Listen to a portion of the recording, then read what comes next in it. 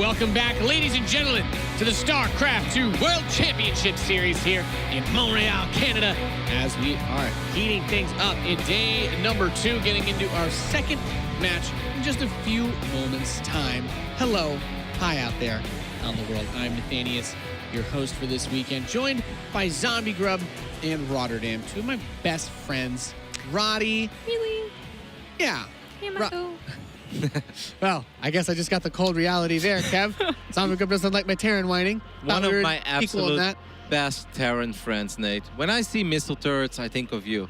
When I see sensor towers, I think of you. Thank you. When I see a Terran not moving out, I think of you. Well, moving out with their main army, at least. Yes. That's all going to change soon. The rise of the battlecruiser.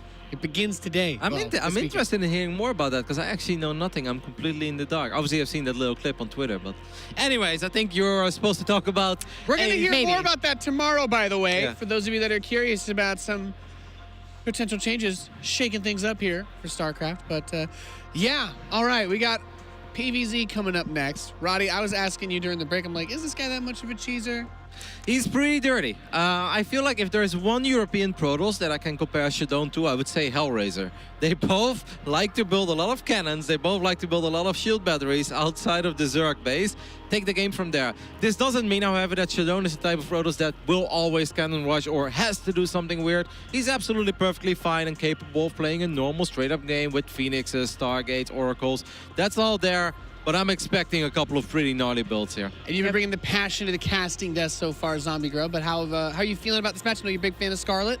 That's a given for like 99% of the StarCraft population. So yes, fair enough. Yes. I mean, obviously I'm excited to watch her like in Canada, and then I do think she always provides those good games. So the fact that she's up against someone else who's going to provide really weird, excellent games, it's going to be a fun series. But I don't know how close it's going to be. I mean, ShaDoWn's been doing better. Literally, like, from Valencia, he did pretty well against Zerg, actually. And then, now he's here in the round of 16, so he's getting better. But can he topple Scarlett? I don't know. It's a tough ask. Will we consider it an upset if he were to beat Scarlett? Absolutely, yeah. For me, Scarlett is a pretty big favorite going into this series. And it's not just because I think Scarlett is amazing and thinks he's really good, but Scarlett is also very smart. And she's also good at, analyzing certain build orders and really picking it apart and hard countering stuff. And you may be able to surprise her with a build one game, but you're not going to do that 2 or 3 games in a row because Scarlett has always been very flexible in playing multiple styles. She's not a one-trick pony. She's the complete opposite. She's the one that's normally very unpredictable. Yeah, we did get to see her play yesterday on stage. Had that rough series against Thermal, but I mean, the PVZ I think is something that is going to be a little bit different this time, especially if ShaDoWn doesn't exactly play to standard. No, he has a pretty distinctive play style, at least. Well, once again, maybe not every game, but I'm expecting a couple of weird builds at least once or twice in his best of 5. We can take a look here at some of the things that ShaDoWn has done in his career. This is the very first time he's made it into the WCS playoffs. He's had a lot of success in the Underdog series. That's that French tournament that always runs. He's won it. He's made it to the finals a couple of times, and obviously the French scene is strong, so that's pretty good. That is very good. He's on a pretty good team as well. I got to pass Drogo on the way and ask him what he was going to do, and he did talk about the cannon rush. He says he's perfected all the cannon rushes. He's perfected the cannon rush. He's perfected it. So I don't know, like, we've got these new maps, right? We're talking about for Terran, how they figure out these tank spots, and they can be a little abusive for the first couple of weeks. I wonder what it's like for the cannon rushes, right? Like, the Zergs are like, oh, hold on here. They break out block off. Like, I think of a map. The first map that I'm thinking of is Cerulean Fall. I'm absolutely expecting cannons and batteries on that map because I feel that's a really, really good map for it. And I've been casting a lot of Hellraiser lately, and that young man from Ukraine, he's been doing very well. And if you ask me, Hellraiser, ShaDoWn in this matchup, they're pretty similar. All right, we're going to introduce the players up on stage. Smixer, are there already some cannons warping in up there? Have you been able to check? Just so, maybe. We'll find out in just a little bit, but I love that we warmed up with the best of the best in Cyril, but I want to hear from the fans here. Are you guys ready for our next match? Without further ado, let's bring them out on stage. It is ShaDoWn and Scarlett.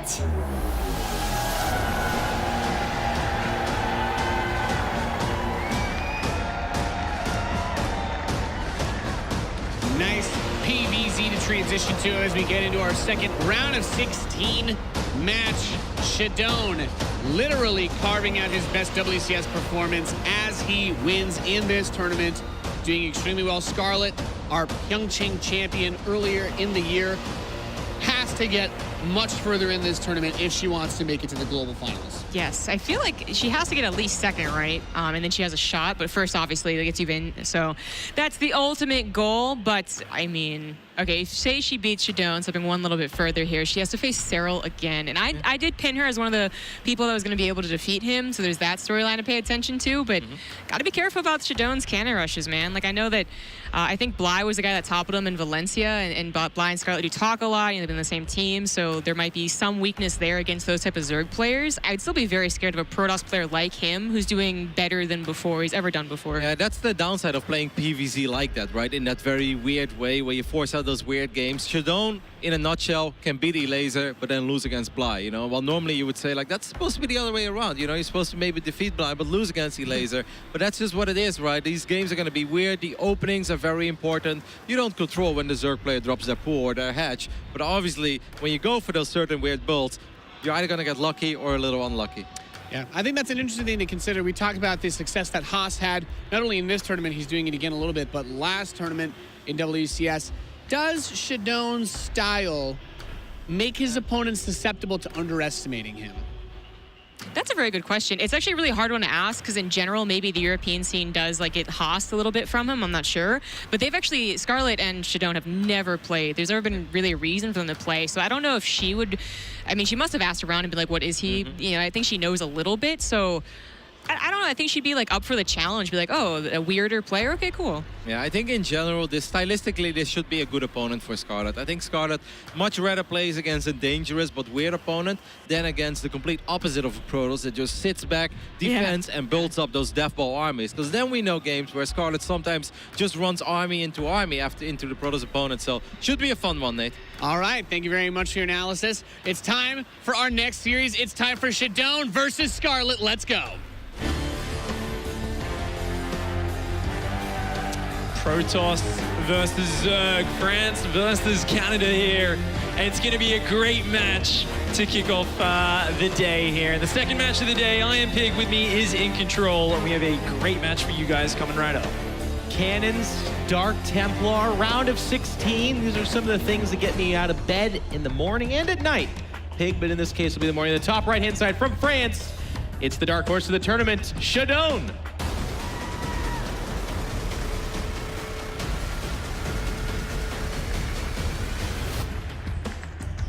And down here in the bottom left-hand side, one of the most legendary players in StarCraft 2's history. She was the champion at IM Pyeongchang earlier this year. She has had so many performances throughout her StarCraft 2 career. In the red, it is Scarlett. And that scouting probe gets into the base, doesn't see a spawning pool, and there's a reactionary forge that does go down. I have to say I'm not entirely sure if this, like I said, I don't know that this is a planned thing from ShaDoWn, but we're going to have some tomfoolery. And this is what I was excited about. Scarlett is one of the more cerebral players, and she will take some risks. You're going to cannon rush her, fine. She's going to have a base right up outside your natural. Now, the problem for me with this Pig is that this is not a leveraged cannon rush. This is an opportunistic one. It's saying, hey, you're being kind of greedy. The gateway's already down. The Cybernex core is already down. He could pump out units to deal with what's going on in his natural. Yeah, that's actually what's very scary. I've got to agree with that analysis 100%. This is not a huge commitment. These cannons are pretty late, but they're still probably going to get the cancel on the hatchery. If ShaDoWn just gets 2 cannons down, maybe even a third one, it's going to be very hard for Scarlett to hang on. She's committing into the double gas, so she wants to tech up maybe into the Ravagers. Yeah. But there's already going to be Stalkers able to be produced back at home. And there we go. Look at that. Just cancel some cannons. The Cyber Core is finished. Where do you go from here? And it is going to be the Robo on the front. ShaDoWn does not know about that hatchery just yet. It's going to be a Robo, another cannon going down. The Adept is being built, and that's going to be the first scout ShaDoWn gets to that proxy hatchery. Remember, Scarlett is teammates with Bly, and I guarantee you they've had long discussions about how to counter cannon rushes, and a hatchery on the Protoss side of the map is definitely going to make this a very, very tricky equation. And this could be his first sign that something weird is going to be happening here. I love this move from Scarlett. Natural gets canceled very inexpensively, and the Protoss like ShaDoWn would like to do this, where there's going to be a Robo or perhaps a Stargate, but some kind of frontal assault. Now that means its unit's not back at home. And the tough thing here is it could just be a couple of Ravagers spotted on that high ground by that Overlord to dislodge this main base. Meanwhile, what ShaDoWn's doing down near the natural of the Zerg player, that takes a while. That's not just like one Immortal A move and go. It takes a bit to get kind of up and going. There is another probe there, so that probe going down at the end of the world. Already this Queen taking a lot of damage, but oh, there's 3 Roaches about to pop out, and they're all synced up. They're gonna pop at exactly the same time. This Stalker and Adept are in trouble. And he's not pulling back just yet. It could cost him a Stalker. It looks like it will. Ooh. The Queen didn't even die either, and that's gonna be a little bit of a thorn in his side, because the Creep Tour can go down, Transfusion can happen. Bit of a problem here. Now, meanwhile, this attack's gonna happen on this other side. Now, there's no high ground spotting, so that Spine Crawler is actually a great call as well. And with just the, okay, there are 2 cannons here, but already one taking some significant damage. And this is the problem with building cannons against a proxy Ravager, is they cannot actually hit the biles. The Ravagers can just hit their biles from out of range. Whoa. They can deal with this. The Immortal actually fighting against drones here. Yeah. Scarlett getting a bit over eager there, trying to keep that Immortal back. She wants to keep the Spine alive, but she's losing a lot of workers there at the same time, though she's broken into ShaDoWn's main. ShaDoWn did not get enough Stalkers and batteries on the defense. Going for the cannons was the wrong choice there, and now it is just 1 Immortal and 1 Prism on the front, which he is desperately going to try and win the game with. And the Prism's nice. Recharging the shield's also good, but basically what happens here is Scarlett's already won the battle at the main base. She can pull back all those forces. That main is forfeit. She's not going to do it just yet, but she could just leave 1 unit behind, or even just the Queens. And then it all becomes about these 2 Immortals and a Warp Prism. And Pig, do they have what it takes to do this? I mean, when there's a full base mining, it's going to be tough, right? Like, that is just going to be so much popping out. And the thing is, you've got no more mining. ShaDoWn is like, yeah, 2 Immortals and a War Prism, that's it. Is that a 3rd Immortal starting up? Yeah, I think, okay, that's the last bit of money, as the 3rd Immortal is starting to crack through the defenses here. The Spines are taking a lot of damage. The batteries, there's not a lot of batteries to fall back on, actually, and the drones do not die very quickly to these Immortals. Scarlett's just gonna pull the drones to the other side of the map, try and mine from over there. Look at these hot pickups, though, these Immortals gunning down a lot of these workers. Well, getting a little bit away from it with the Warp Prism here, but yeah, a lot of the workers are going to go down. Of course, they're not mining while they're doing that. And this game gets a little bit complicated because back over here, there is a few Ravagers, a couple Queens.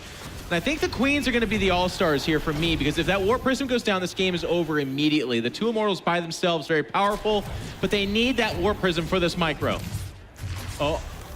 And a little bit weird here, too, because it is just the 1 Immortal. The other Immortal, I think, is actually chopping down the remainder of Scarlett's base. Oh, no, there's 2 there now. Just caught up here. A 3rd one's rallying across as well, but they're already very damaged. There's no shield batteries here. This is not the same as fighting next to your cannons and shield batteries. These units run out of shields, they run out of hit points. And the high ground advantage, the Immortals are going to try and push forwards, but the Queens, the Ravagers, there is some Transfuse ready to go down as well. I don't think this is enough for ShaDoWn. These last few units trying to win the game. The micro is good, but is it enough? I don't think so. Scarlett has got more Roaches and Queens on the way. All she needs to do is buy time. ShaDoWn trying furiously to work his way in, but it's not going to be enough. Really fantastic micro. I have to say, with what he has, he's doing a lot. But Scarlett, with the choice to relocate, getting away from those shield batteries, was such a brilliant and elegant call that I think it might just deliver her this win. Every reaction she's done so far has been really smart, really out of the box.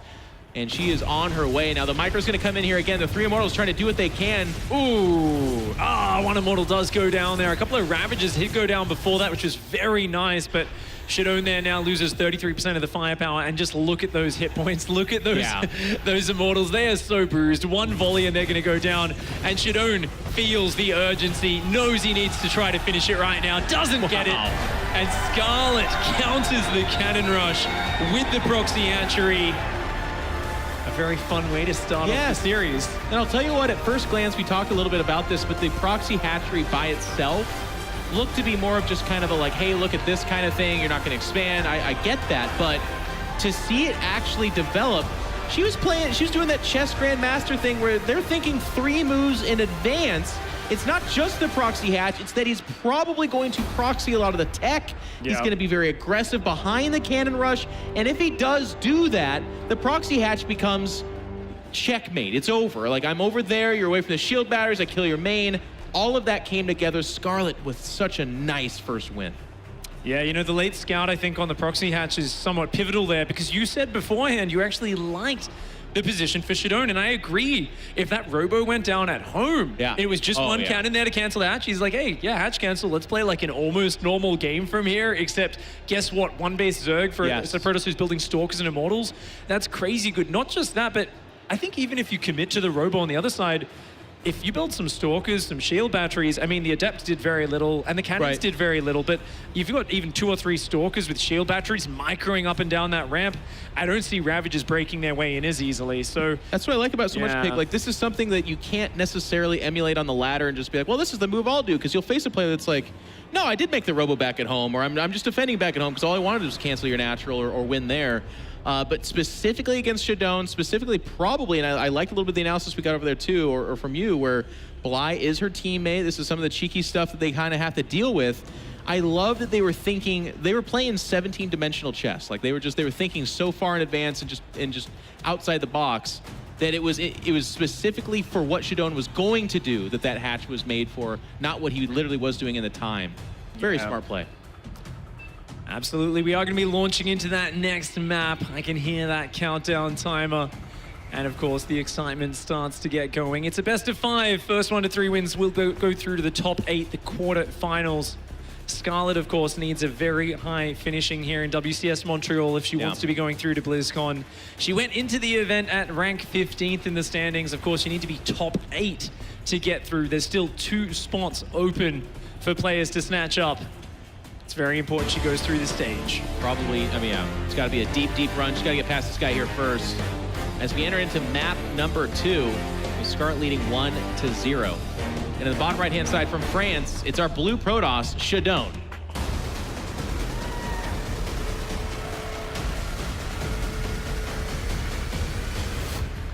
And up here in the top left-hand side, in the red, the Zerg player representing Canada and her team, Talens Lions. She is Scarlett. As that probe makes its way across the map, I do have to mention, I feel like what Scarlett did is a once per series kind of thing. That doesn't mean that she doesn't have any other answers. It just means I feel like ShaDoWn will have a different reaction next time. Yeah. And all the stuff you talked about, Pig, would be the more appropriate response. Now, we are going to see the gas and the gateway, and in the past, I look at this and say, well, it can't be a cannon rush, but we've actually seen a lot of players do this, including Haz, of course, where the gateway just kind of jumpstarts your tech. You drop the forge if you see an opportunistic opening, like a later pool or a 3-hatch like the previous game. And you have that option. Now, of course, we haven't seen the forge just yet. He doesn't have to. He could just go into a normal expand build, and it looks like that's exactly what he's going to do. As the probe comes down here and just patrols, drop the Nexus in a second. There it is. It is cool to see Parasite now, of course, as we enter the best of 5 stage of the map, of the tournament, sorry. This is one of those newer maps. It's huge. Yeah. We don't see it played out that often because of it. I was talking to a few players before the tournament, and they were saying, you know, it's definitely one where a lot of Terran players are vetoing it, but Protoss vs Zerg is interesting because there's very narrow choke points where it's kind of easy for Protoss to defend that angle, but there's a lot of angles that the Zerg can come from, so they can kind of pull the Protoss around, and whilst if you try to just force your way through any individual ramp, it can be a death sentence for the Zerg. If you pull them around, you throw some drops down, say that right-hand flank into ShaDoWn's main, there's a lot of ways you can pick the Protoss apart on this map. Yeah, and it's funny you say drops because that is something you can see Scarlett doing. She is a real fun player to watch in the sense that in a series like a best of 5 or best of 7, you almost never see the exact same build or even composition twice. That's part of what makes her such a difficult opponent is you can see those proxy hatcheries like we saw. She'll even be offensive with that. We've seen spine crawler rushes, we've seen drop, muta, lurker, all of the above. So ShaDoWn is going to have to be on full alert. And like you said, the map plays to that as well. If you're in the right position, you can fight someone at a choke point or up a ramp. Fantastic for you. If they take that high ground, plant the lurkers or something like that, well, you're in a lot of trouble. Fascinating to see ShaDoWn here with the very fast 2 Adepts and Stargate, but actually delayed his warp gate research a long time. Does take out his Axe after that first game on the innocent little cleaning bot, which is basically just a vacuum cleaner that wanders around the map. But oh, let it finish. Why not? Just a couple lings there. Queen, of course, can get some chip damage off, but it's mostly a scout. Guaranteed scouting, yeah. Trying to see if there's any really quick Evo chamber or just a flood of Zerglings or Roaches coming out nice and early.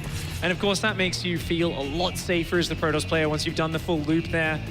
But the Overlord's going to poke towards the main. Phoenix is going to come out, deny that scouting, and it's going to be the typical Zerg versus Protoss situation. Zergs don't want to cut the amount of resources it takes to get Overlord speed or a fast lair to get an Overseer in.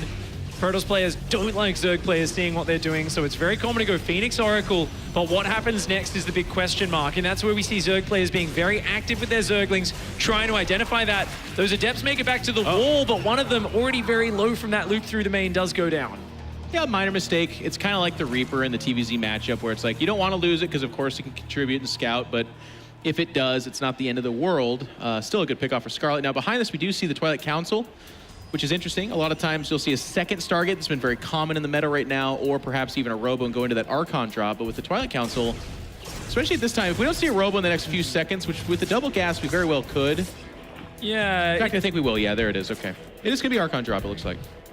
Quite possibly, yeah. It's interesting. You can still do Glaive Adepts off this, but it's like not as committed as it would be where you kind of really rush into the Resonating Glaives. So Phoenix comes in, Oracle gets a few worker kills. That Phoenix, of course, pairs up very nicely with that harassment. And okay, yeah. It's still quite a quick Robo, though, with this. So definitely going to be getting a Prism over there, which is going to allow to kind of poke in multiple bases. And it's a longer map, right? You don't want to commit. We saw yesterday some players like Showtime going really fast, Resonating Glaives, 10 Adepts straight across this short rush distance. Parasite, it takes forever to get over there. So I like adding in the quicker Robo behind this, getting the third base up nice and early. You don't want to commit too hard to that one attack. Yeah, and I have we have a tough angle here a little bit, but I don't see any outside pylon. It's going to be an observer first as well, so the build's a little bit off kilter. We're seeing Protoss be very severe these days. Like it's some kind of really strong harass, or it's some kind of timing attack. But very often is it not what we're seeing right now, which is a little bit of everything. I think the Robo, of course, does give you access to that War Prism we can see right there. But with a third Nexus and now the Robo Bay, we're not going to see an explosion of 9 gateways and some kind of huge timing attack. It's more of a, and I actually like this philosophy, just have the War Prism out there, just be able to harass. It's a real shame to already lose 4 or 5 of those Adepts so early because Resonating Glaives isn't even done yet. Yet these Zerglings have found some very nice angles. They've surrounded those Adepts on the retreat.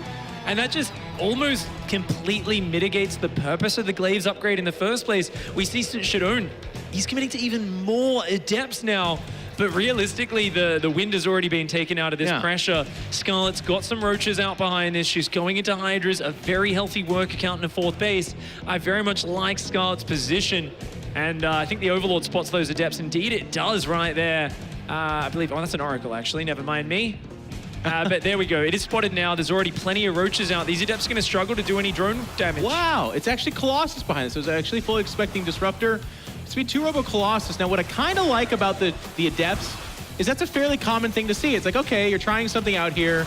You're expanding behind that. That's normal Protoss stuff. But the double Robo Colossus is hugely crazy. That's not something we commonly see at all in this matchup. And Scarlett, if she doesn't scout, and this is the thing that can happen to Zergs, because they're seeing normal stuff. I saw the Stargate, I saw the third, I saw the Adepts. I don't need to scout. I know what's happening behind this. They kind of rest on their laurels of the meta. But then all of a sudden, 6 or 4 Colossus show up, and you're starting to transition to Hydras. Well, that is bad news bears, Pig. That's not good. Yeah, that can be really tough for the Protoss player.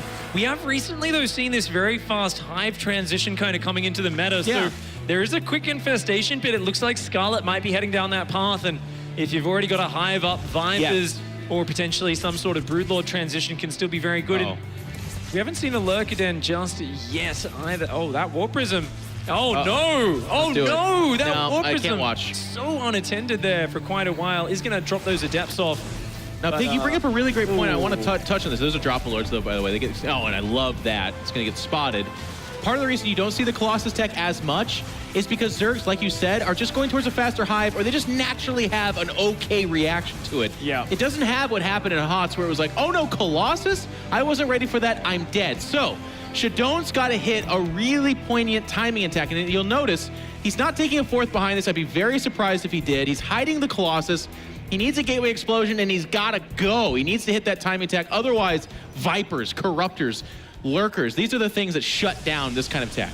Oh, yeah, and he spotted the attack coming towards the main as well. 2 Immortals are up there, but no Colossi. Sent the Colossi all to the third base. A bit of an underestimation here of just how big this drop is from ShaDoWn. I think after he tagged the Overlords, he didn't expect Scarlett to commit to it, but she still dived into that main base. The Roach Hydra getting the damage done. The Zerglings on the workers. Oh, Colossi trying to get ferried back here. But this is such a bad start to this defense for ShaDoWn. Scarlett getting some massive damage done in the main. The Overlords rotating down at the natural. Unit swinging back in on the third base at the same time. Everything is falling apart for our French Protoss player. It is not looking good. He had a really cool idea, and I hate to talk about this too fatalistically, but it's gone. I mean, he's down 80 some odd supply. He's losing units right and left. He was going for a timing attack, and with a timing attack, you're cutting probes, you're not really developing your tech further, and when you're on the defensive and you're losing stuff like this and you forget about a mineral line like he did inside his main,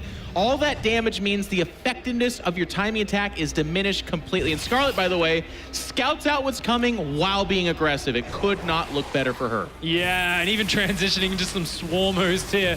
Gonna make quick work of those sentries and adepts on the left-hand side of the map. The Roaches redrop in the main. There's nothing that shoots up for ShaDoWn. Having to make unupgraded Stalkers here. Never what you want to be doing in this scenario. And Scarlett is all over this series. She is dominating the map in creep spread. She's ticking everything off behind it. Locust in the mineral line as well. And up into the 40s of probes killed. This is a very bad start to things for ShaDoWn. To say the least. There's Colossus walking on creep by themselves. And if that doesn't kind of describe this game, then I don't know what will. They're going to get some shots in, sure, but without any support, they will simply die. And with it, the 195 supply to 55 will do it as Scarlett takes the second map and goes up 2-0. Pig, great ideas, interesting play, but the execution wasn't there. And Scarlett is outthinking and outmaneuvering ShaDoWn and showing why she is a household name and a consummate WCS pro, where ShaDoWn is unfortunately going up against a monster. Yeah, it's tough when you face off against a player this experienced, but Scarlett, she's showing good control over this series, good responses right from the early game in that one. The Zerglings wrapping around the kind of fake first level of the Adept pressure, you know. ShaDoWn wanted to force a reaction, pull home. Nope. Oh, lost all those Adepts. Had to then invest more in the Adepts than he wanted to. By the time they got across this long map, the Roaches were ready. And from there, you've already invested in a lot of things that haven't achieved what you wanted out of the game. And then, of course, Scarlett, just as we talked about early on in Parasite, if you throw some drops in, you split in with an attack on multiple sides, suddenly those choke points don't help you out as much as the Protoss player. Yes, and I have to reiterate, I mean, ShaDoWn shows up. This is his first, I believe, round of 16, at least at the WCS main level. Yeah. It's a huge performance. He beat Hero Marine. He beat some of these really fantastic top-tier players. He's been kicking butt on the ladder, so it's really cool to see the results come in. But this is that kind of sobering reality, is when you hit this highest level. I mean, what I loved about this series so far, and we still have at least another game to go, Scarlett won that first game with the big brain plays, right? She outthought the strategy of ShaDoWn, came in over-prepared, if anything, for what he was going to do. And then in game number 2, I love ShaDoWn's game plan. It's really brilliant. It's really cool. It's smart to the map. It's smart to Scarlett. But unfortunately, and you touched on this, Pig, and this was such an interesting moment in time, he sees the Dropalords, he tags them, so he's literally seeing them, like he's watching them, but there's so much going on in StarCraft that you can't watch them forever, and he probably just assumed they're fake. She's not going to still drop, is she? But then she does, and it's the big winning move. It's just crazy, brainy plays like that that feel kind of weird, but end up being so good. It's always the funny thing there where you kind of call their bluff and then they just go with it anyway and you go, no! Like, why would you do that? I was looking right at it. And she's like, yeah, well, maybe you weren't. Yeah, I mean, that's the thing, right? A lot of these moves aren't always necessarily something you have to commit to. Scarlett could always turn around if she saw enough defense, drop it to low ground and kind of rotate it. But just great calm play here from the Canadian Zerg. The Queen of Blades in good form. I'm very happy to see her back in her element, building up a bit of momentum as well. Important for a player like Scarlett, who has a bit of a fiery temperament. You know, when she gets some wins under her belt, sometimes she does pick up that momentum. She starts to play better throughout the tournament. She'll need it. There's blood in the water. If she completes this series, she'll be facing Cyril, who tripped up in the ZvZ, but then quickly took care of business. But that would have to be waiting for tomorrow. Right now, we're into game number 3. Top right-hand side from France. Needing your support, it's the Blue Protoss, ShaDoWn.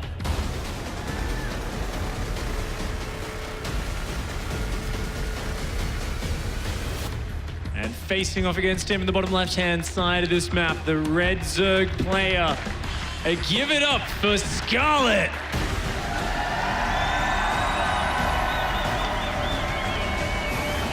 Montreal's been awesome, beautiful city, wonderful event so far. Time seems to be flying. Had a lot of upsets yesterday. We'll have to see if that trend continues. As that first series, no upset there except for maybe the one map loss, which would be lunacy to talk about with anybody else except for Cyril. And we're gonna have that high ground gateway, and this has, in the past, yep, there it is, there's the forge. So it's gonna be that kind of, now when you go up here, by the way, it's the aggressive cannon rush. You're hoping to cannon rush the natural, but then also probably build a robo there, some shield batteries, and go for that kind of attack. Because you can get the very fast cyber core since your gateway's already done. Interestingly, that probe hiding there, are we gonna see a full pylon wall off from ShaDoWn? Not going for it just yet. That probe looking a little bit suspect. The Overlord's turned around. This probe coming in the front. It's going to happen. Cybercore's already on the way. Yeah, it's got to go down, right? Yep. No, to your point, it's just a question of saving up the minerals a little bit and then what style of cannon rush you want to go for. Now, Scarlett already has the drone going over towards the third. I imagine she cancels this natural after it gets invested. Ooh, gas steel going down as well, wanting to limit her tech, not wanting all those Ravages to come out like in game number 1. Third hatch is going to go down, but because there's no drones pulled, just a very simple 2-cannon commitment, and it's going to be straight into the robotics so early here for ShaDoWn. Yep. They're already, that robotics goes down on the natural expansion. This is going to be very tough for Scarlett to stop. She's investing in Ling speed and Queens, and that's what she needs to do because she's not going to have enough gas for Ravages. She's going to need to either counterattack or find some way to overwhelm this. Now, wonderfully, she scouts it immediately. Her Overlord over at the natural spots this, and what is not being seen by that gas is the 4 spine crawlers. Ooh. And that's kind of a crazy investment. The Immortal will come out fairly quick. Obviously, I don't think it'll be fast enough, but what these spine crawlers are leveraging is that they don't want the Immortal itself to do any damage at all. Yeah. The problem is when the Warp Prism shows up, all she's gonna have available to her is Queens, and so far it looks like Lings. And that's not the best answer for that because it's hard to get at the Immortals that way. You know, it's interesting. I wonder if she's going to try and just jump down on this with the spine crawlers and break it. But what with creep? Spines and yeah, I mean she's got a creep tumor down there. Yeah, she's going to try and bust this. She's got a lot of Zerglings on the way, Queens as well. That first Immortal though is already almost out, and I think ShaDoWn should now be realizing more cannons, more batteries desperately going down. Spine crawlers starting to burrow in range of this. The creep tumor is spreading closer and closer. Queens and Zerglings entering the fray. The first Immortal comes out, but remember, there's no roaches here. The Immortal does not get bonus damage against Zerglings. And it's already started to chop down some of the Zerglings. The first cannon died very quickly. The second one going to die here as well. ShaDoWn spotted this fairly early, so one of the problems is going to be the fact that he can kind of SimCity behind this.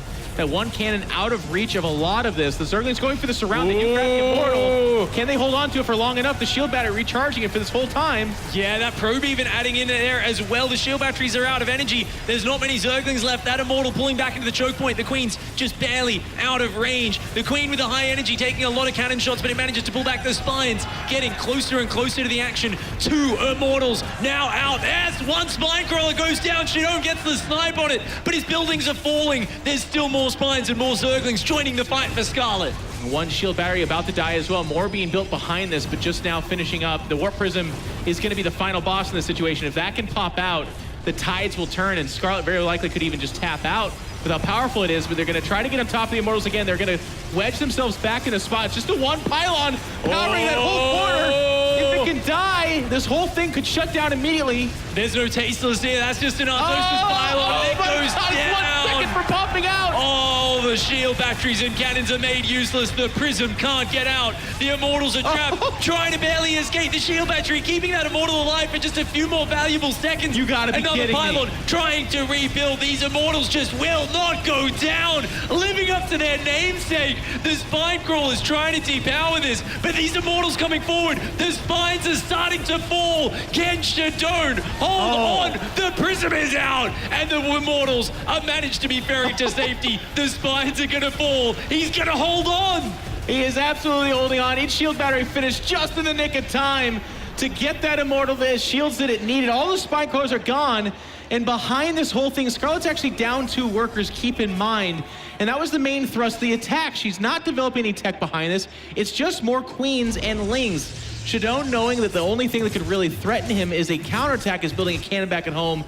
But holy Toledo. Now, I think the probe, did it die over by the robo? I think the probe died, so the prism's the only way to power those structures now. You can't build more batteries there either. This cannon not quite done. The Zergling's going to put on some nice counter pressure there. 3 Immortals, though, are going to be counter pressuring, and that's just so scary when you're just building Zerglings here with no upgrades. A couple of Queens that don't even have transfuses. That goes down. No Baneliness for you, Scarlett. ShaDoWn is coming into this main base with a vengeance. Scarlett reconsolidating her forces. She's trying to come back to defend this, but the Ling wraparound is good. Some nice hot pickups here from ShaDoWn. The Queens, though, starting to focus down that Prism. There's too many Zerglings here. The hot pickups, though. The hot pickups are so good. The Immortals just refusing to fall. And once again, ShaDoWn here with spectacular micro. Oh, the shield battery healing it, though, even as the Queens are trying to focus it. And she chuckles as well, because that is just a nutty, nutty game. Fantastic micro to get back to the shield batters.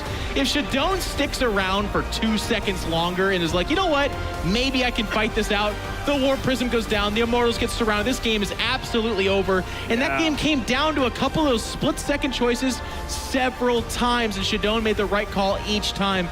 An absolutely fun. I mean, I'll tell you what, there are people at the hardcore StarCraft are rolling their eyes like, come on, give me a 45-minute macro game. But I'll tell you what, I don't mind a game like that every once in a while. That was an absolutely amazingly fun game. That was incredible. I can't wait to see the conclusion of this series. Guys, we're going to go to a quick break. We'll be back with WCS Montreal in just a moment.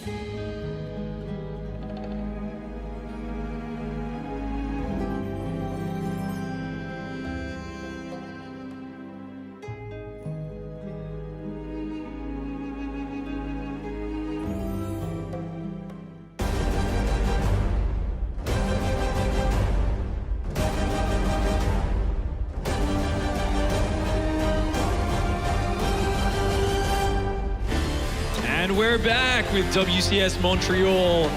Scarlett versus ShaDoWn, and down and dirty Zerg versus Protoss series we are in the midst of right now.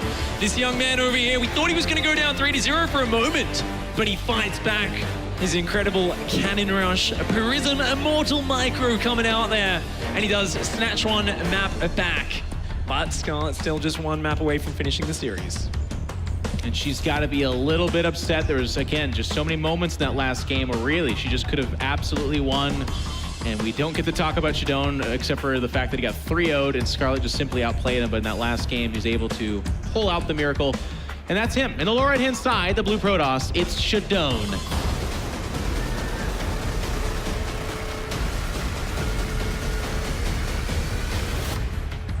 And up here in the top left-hand side, representing Canada in the red, she is Scarlett.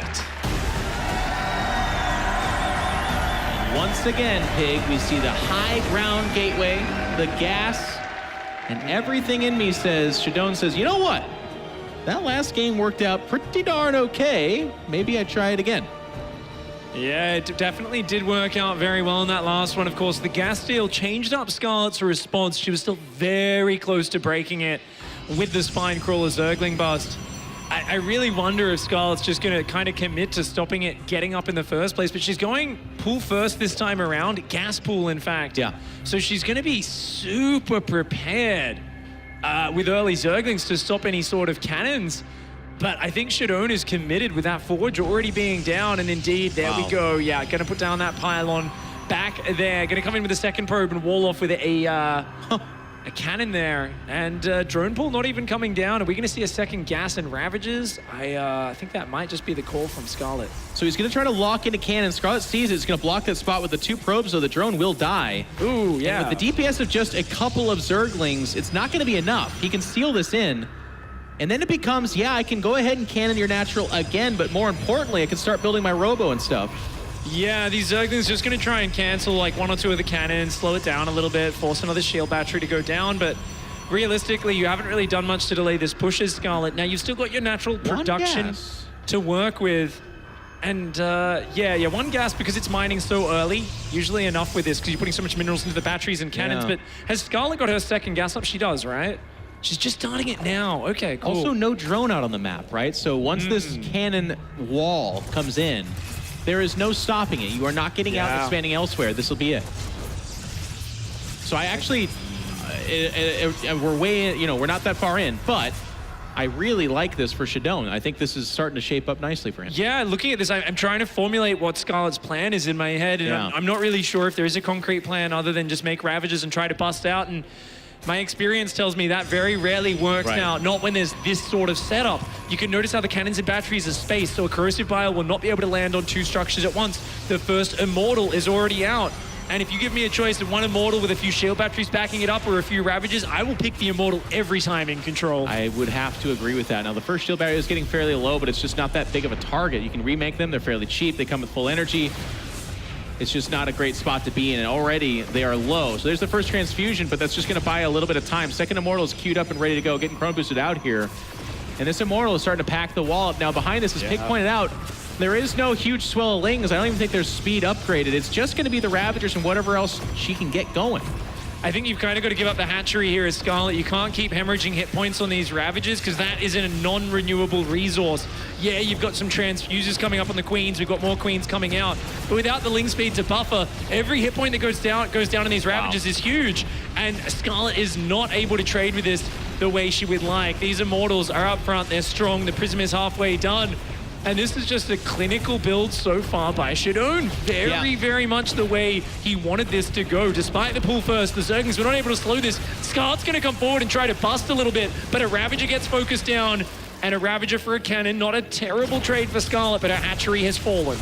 And here comes that Warp Prism. This is where this build gets elevated, is now the Hunter becomes the hunted. The Immortals in that Warp Prism able to chase down a lot of the Queens that did take that damage you were talking about earlier. All of a sudden, not as strong of an anti-air candidate as this Immortal Warp Prism combo is going to come forward. There's 1 Queen exposed. She's gone. 2 more Queens in the front lines. Honestly, I would have targeted them, perhaps.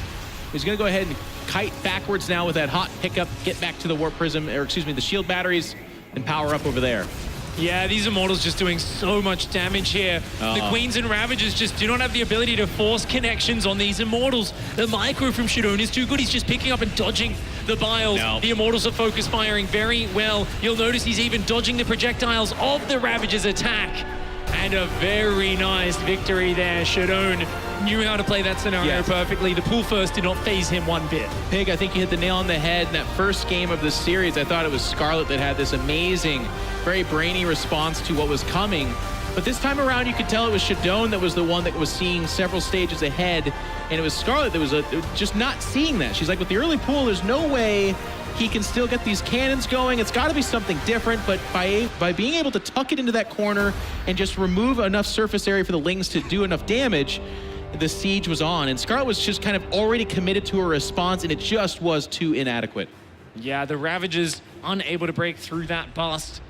That wall in just so good with the cannons, the batteries, the Immortals are out so early, and that really is the innovation with this variation of the build. It's the fact that you're going a gateway and then a forge. This is not the fastest possible cannon rush, but it is a very fast cybercore. You've got gas mining very fast. That means the moment the cannon is established, you've already got a robotics down. Those Immortals hit the field so fast.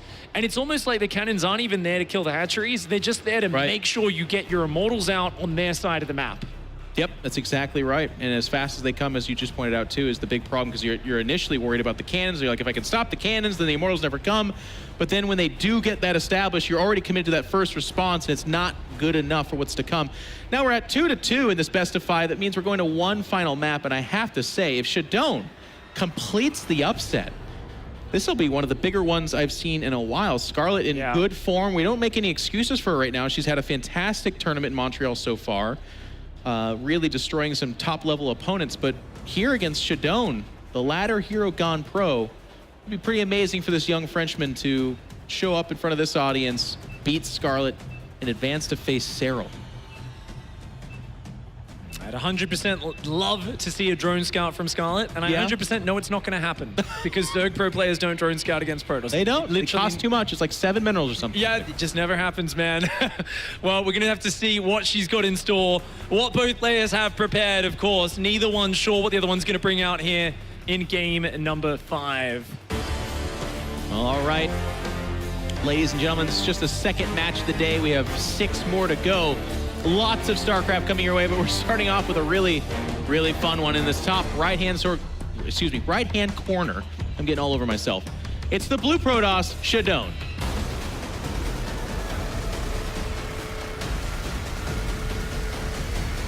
I'm just so excited about this cannons, Pig. It's an exciting play style, and it's something which can also be very tough to beat. But no doubt her brain is racing on how she's going to stop this right now. Down here in the bottom left-hand side of the map, in the red, the Zerg player, she is Scarlett. A lot of Scarlett fans here, deservedly so. She is Canadian and awesome. But she is up against a tough, tough matchup that ShaDoWn plays Protoss, but a little bit different. Now, this is actually what I was hoping to see from Scarlett. I mean, you could see the Ravagers, which we saw before, but she's actually spine crawl rush a lot of people, but ShaDoWn is going to pick up on it immediately. Oh, he knows straight away. And you don't even drop the Nexus in this scenario. I think you might just, he's even going to go cannons. Okay. I was thinking maybe just Chrono Boost Zealots, get a second gateway and just kind of like get a second gas and tack right up. But I think cannons will definitely stop him from losing. And you know what? That works too. You know what? You end up with some cannons there. Later on, they protect the area in between your natural and your third base as well. So why not? Going to shut down the investment from Scarlett there. So I like the response from ShaDoWn so far. Well, I love this Overlord as well. It can show up and she could cancel it. You don't have to put your whole tournament life on this. Let him commit a little bit. Cancel and go home and just do normal stuff. Speedlings pop out, you start getting roaches, you get a normal game out of this. If you don't cancel this, you're crazy, Scarlett. Please, please, please cancel that hatchery, because it's an equal investment for both sides, right? The hatchery's a bit earlier, but the cannons are the same cost. You gotta get the forge before the cannons as well. Oh my gosh. She cancels it. A very good choice from Scarlett. I actually love that call as well. So just go ahead and build those cannons. Of course, ShaDoWn cancels them, but he's gonna have to, wow, he didn't cancel one. That's a little bit of an odd choice. He's gonna have to make another one inside the main though, because again, in his mind, so far the reaction has been Ravagers and Lings and that kind of thing. Scarlett doesn't know about this. Her Zerglings are scouting, but they need to find that Robo. He's still going with the same plan, which has done so well from that cannon's not up yet. That cannon's not up yet. Oh, he's so nice fast. Wall off. ShaDoWn watching for this is gonna get that Robo up. Even throws down a second pylon in case this one gets depowered. And you know what? Scarlett once again is dealing with an Immortal Siege scenario. This time around, she's got Ling Speed and the second gas, but most importantly, she's got a lot more room to work with. These Immortals are not going to be as close, and their shield batteries are not going to be as close. She's still creating problems on the other side of the map with the hatchery, which is going to potentially take him out with the counterattack because he's building no combat units at home. Absolutely love the relocation of the hatch. The cannon did finish at the natural, so don't worry about it. You'll just lose that hatchery. ShaDoWn's not looking to expand, but in his mind, the danger's gone. That drone, the hatchery, if it's not there, well, it shouldn't be anywhere else, right? Wrong, it's inside your main. And from there, just a queen, some lings, or even any number of roaches at all will once again shift this game into what can 2 Immortals and a Warp Prism do. And Pig, you talked about this, but without the shield batteries to go back to, with them being pushed off like that, you can defend the main. You can pick up that Warp Prism. He's going to be building some forward shield batteries here to start sieging that natural. I like this move from ShaDoWn, trying to set up a very frustrating position for Scarlett to deal with. The Immortal is going to start to combat those queens as they do try and deny that shield battery. Zerglings, Roaches, and Ravagers all on the way. The proxy hatchery is almost ready, and there is a Warp Prism here. So this Immortal now can start to dance around. There's no real fear for it accidentally traveling too deep into the enemy territory. The Corrosive Bile starting to land as well. These are a lot of losses for ShaDoWn. Not a lot of fire power on the map for the Protoss player right now. Yep, and she's doing such a good job buying some time as that Ravager count can continue to grow. Now remember, as Pig just said, the hatch has finished inside the main. ShaDoWn will get the bad news here in a second. Scarlett so far has not opted to build anything as all the resources are being pooled here. But this shield battery siege is being pushed so far back and so much time is being bought that as soon as Scarlett does use up those larvae over there to just kind of shut down the economy of ShaDoWn, this game gets simplified. I mean, already she's doing pretty good on the defense, but now that there's 2 Immortals and a Prism, she's got to use that proxy hatchery, because as the Immortal count grows, the Prism can micro them just pretty much forever. The shield batteries continuing to build on the front lines here, and these Immortals just taking off pot shots. They're still very, very healthy. Scarlett's actually going to try and run out and flank and maybe even counterattack across the map, but there are cannons over there, and this is 3 Immortals. Kind of an interesting choice. I feel like the proxy hatch just does it. I don't understand at all the whole army going out there. I mean, maybe she was going to flank back, but Pig, you're right. She's actually committing everything over there. There's buildings over here, and the Immortals we already know in open air can kill darn near an infinite number of Ravagers. Now he gets the recall back. Yeah. Recall back, 2 Immortals and a Prism. That's going to be very useful. There's still some cannons at the front there. And they are going to slow this down just a little bit. And this hatchery's here, though. It can reinforce Zerglings. And Scarlett just turns around. She's going to go back and try to bust the front. Oh, I don't like it, Pig. I really don't. I mean, if you're over there across the map, yeah, okay, good. At least depower this. I know it's not a big victory, but open it up for some lings to squeeze by and maybe get back there later, because these Immortals can't stay there forever.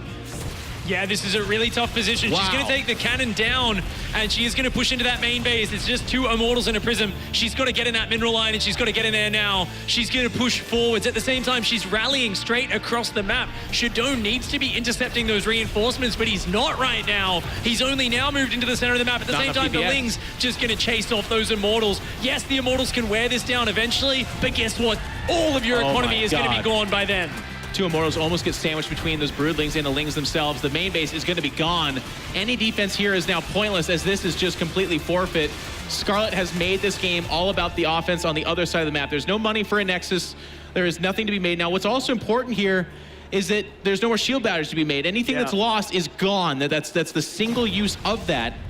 And this is nice. That's a really scary setup, and he does have the 1 Warp Prism, but if Scarlett picks off the Warp Prism, this game is over. Absolutely. It's 6 Immortals, though. That is the one thing working in ShaDoWn's favor.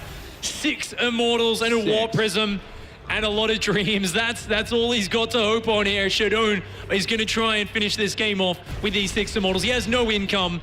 Yes, he's not going to be eliminated because he's got the cannons and the batteries, but he has to finish Scarlett off. She is mining a ton of money right now. She goes in, takes down a pylon, and just pulls back for now. She's just biding her time. She knows that time is on her side. She has got a base mining. He does not have any income. The longer he waits, the worse the situation goes for the French Protoss. A little bit of a miscue here, and this is where the micro gets really hard. He's not microing 1 spot, but actually 2. And all the micro is down to this. Those Immortals do get surrounded. The corrosive biles are gonna land! 3 Immortals just get crushed. And you can see it on ShaDoWn's face. Frustration, a tilt to the head to the side. Those Immortals going down was it. Wow, what a series! ShaDoWn gave it his all, but Scarlett with the big brain plays is able to pull it out. And you won't see many games like that, at least not until Has plays later today. But congratulations to Scarlett as she survives ShaDoWn. The 2 players go back and forth with the great plays, and at the end of the day, she emerges 3-2 victorious. What a series there. Indeed, 300 IQ plays on both sides. It just At least. those games are actually so hard to adapt Yes. on both sides of the equation. It is incredibly difficult, but Scarlett hangs on, and that counter attack in the end made it happen. Yes. Awesome to see her having a handle on one of the toughest strategies to beat right now. I can't wait to hear Scarlett's thoughts on that match. Thank you very much, guys. Congratulations, Scarlett. That was a nerve-wracking, very tense series, but you come out on top in the end. You are moving forward to that round of 8, and this is actually your first round of 8 in the WCS this year. And not only that, you were able to do so in front of your home crowd here in Canada. So how much more special is that for you? Actually, I've only ever made round of 8 in WCS in Montreal, Canada. Every single year I got round of 8, so I'm really happy about that. Unfortunately, I have to play Cyril next, but I think out of all the foreigners, I've had the closest matches against him this year, so I definitely have a chance there. Definitely, and I can't move on without talking about this series, as it seemed to start out simple enough, 2-0 for you, and then things started to look a little bit tricky. Let's start with Lost and Found, because it started off similar to game 1, but your response was a bit different, and then the whole game played out differently, so break down that match for us. So actually, in game 1, I kind of blind countered his cannon rush. I took his hatchery so I could easily counterattack, and it was just really easy from there. And on Lost and Found, I have that response prepared, but usually they put the cannons in a different spot, and it's a bit easier. I still should have won that game, I think, if I targeted better, but after that game, it went a bit downhill, I guess.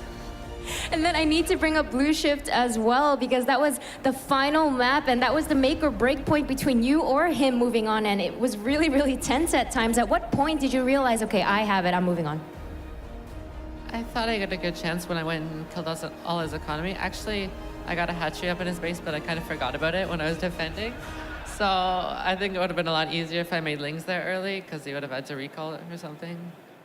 All right, well, thankfully you are moving on. I'm sure the fans here are really happy to see that. And like you said, it is going to be a very, very tough opponent in Cyril. That being said, last WCS event in Valencia, you faced him, and it was a very close series, 3-2. So now that you're facing him again, is there anything you learned potentially from that loss that you think you can apply this time around? Actually, I think I should have won that match. On the fourth game on Darkness, I was up 2-1, and I was in like a 90 to 10% winning scenario, and then his attack was coming, and I thought I was so far ahead I didn't even need to make spines, and I just died. So I think if I prepare builds ahead of the time, I've had good results against him, so I'll just try and think about what to do, yeah. Can't wait to see how that match goes. Thank you very much, Scarlett. Congratulations again on moving on to the round of 8 here in Montreal, Canada. Nathanius, back to you. Thank you very much, Mix. A big congratulations. Lots of cheers for Scarlett as she moves on against, well, Roddy, you said it, a very dangerous Protoss player. Yeah, it was a little dirty. I expected it to be dirty. It was even dirtier than I thought it was. I might have thought like maybe 2 or 3 cannons, but nope. He went for it 4 out of 5 games, but I love the way that Scarlett responded. Obviously, I think game 1, this is kind of what we were talking about before. Stylistically, I always felt that this was going to be a good one because Scarlett is very smart in approaching these series, and she said it here on stage as well. Game 1 was a blind counter. Game 2, it's like, all right, let's play a macro game. And I mean, no disrespect to ShaDoWn, but you could clearly see there that Scarlett is a little bit better in those kind of games. But then it still got very, very dangerous in the end. That was such an amazing series. I mean, it was a nail biter, right? And I talked about this on the casting desk, but it feels like as a Scarlett fan, your heart's always like in palpitations because it never seems as easy as maybe it should be. Maybe someone in the crowd was like, oh, this will be a 3-1 if that, and then instead it's the nail-biting ace match that was only determined in the last 2 minutes. Scarlett does seem to get into a lot of those scrappy situations, but she pulls her way out, and now we have her going up against Cyril, who she just said that she should have been able to beat him. And I think a lot of us agree that Darkness Sanctuary game, she was miles ahead. I absolutely agree with her. Sometimes, you know, pro players say like, I really feel like I should have won that game. Then we analyze it as like, he was 3 workers ahead. You know, it really wasn't that big of a deal. But no, Scarlett is completely right. In Valencia, she was up 2-1 in that series. She was in an amazing position in Darkness. We were looking at each other in the green room. I was like, oh my goodness, like it has happened. Cyril has lost. But then Cyril didn't lose. Cyril turned it around. So it's going to be a great one. But what also has happened a couple of times, Nate, is when people really feel that this is the time they're going to beat Cyril, it gets actually uglier than it ever has been before. So it's like, oh, yeah. So you do think you're going to beat me. Well, let's see how it plays out. But I'm excited for it. That should really be a very fun ZvZ series for us. Cyril has that magical quality, it seems. And not only is he an amazing player overall, and we can usually depend on him to win, that time when it's like, well, hold on a second. No, it actually doesn't matter. He still does that thing where he comes back in a game, he comes back in a series, and he still wins tournaments. That's the magical thing about Cyril. I think we got an updated bracket to look at as we have that first round of 8 match set. It is going to be Cyril versus Scarlett. And coming up, we've got some more ZvZ for you. Lambo is going to go up against Xanster. We'll have DNS against Showtime, and that will determine whoever the winner of that series is going to go up against. So another great couple of matches that we got coming up here at the StarCraft 2 World Championship Series. And after the break, we'll be back with Lambo versus Xanster.